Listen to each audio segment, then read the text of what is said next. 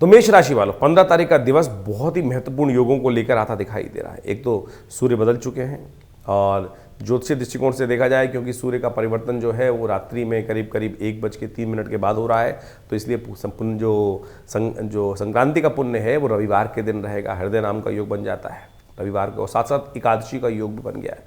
तो ऐसे में बहुत सुंदर योग बना है ग्रह नक्षत्रों के दृष्टिकोण से। इस दिन शुक्र भी परिवर्तन की तरफ जाते दिखाई दे रहे हैं और शुक्र का जिस प्रकार से परिवर्तन का योग बन रहा है, पूर्ण अपने उच्च राशि में चलते हुए बहुत सुंदर योग आपकी राशि बनाकर तैयार करते दिखाई दे रहे हैं। इन सब का साथ साथ खरमास भी आरंभ हो रहा है और आपकी राशि के दृष्टिकोण से देखा जाए तो ये खरमास जो है वो कहीं ना कहीं थोड़ा सा आपकी महत्वाकांक्षा को बहुत ज़्यादा बढ़ाता दिखाई देगा। ग्रहों की स्पीड थोड़ी कम दिखाई देती है इस वक्त, लेकिन जो उम्मीद है वो आपकी है जो बियॉन्ड जाती दिखाई दे रही है।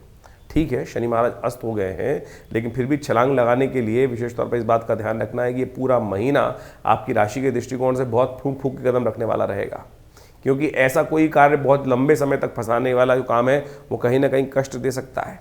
शनि अस्त है, थोड़ी दिन के लिए ही 7.5 आपके ऊपर चल रही है, इस बात को मानकर ही चलिएगा।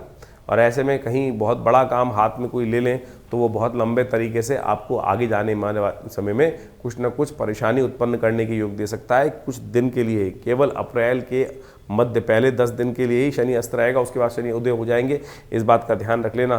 तो इसका ध्यान रखते हुए कार्य करने की ज़रूरत है। ये खरमास जो है कहीं ना कहीं फंसा भी सकता है।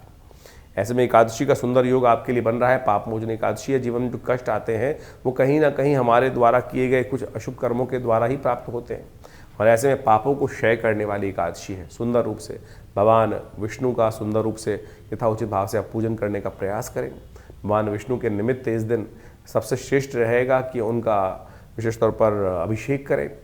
विशेष तौर पर जो कहा जाता है पुरुष सूक्त के द्वारा उनका अभिषेक करना, पूजन करना समस्त अनिष्टों को दूर करने का अद्भुत योग बनाता है। ग्रह नक्षत्रों का प्रभाव आपने समझा, तो इस दिन हमने विशेष तौर पे एक कार्यक्रम भी आश्रम पे रखा है। 15 तारीख को पड़ने वाले रविवार के दिन खास तौर पे एक विशेष योग जो बन रहा है, संक्रांति का पुण्य भी और एकादशी के दिन भी अपने ग्रहों को ठीक करने के लिए बहुत अच्छा समय है आपकी राशि के दृष्टिकोण से यदि हम देखा जाए तो कोशिश करें इस दिन भगवान का सुंदर स्तवन करने का प्रयास करें।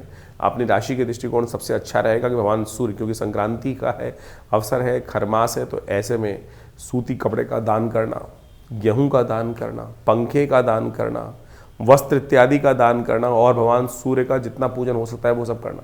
भगवान सूर्य जो हैं वो आदिदेव कहे जाते हैं, साक्षात नारायण के अवतार माने जाते हैं और ऐसे में एकादशी के साथ में ये योग पढ़ना, रविवार के दिन ये योग पढ़ना पूरे वर्ष में, क्योंकि आने वाला जो वर्ष है वो रुद्र नाम का संवत रहेगा 6 तिथि के साथ।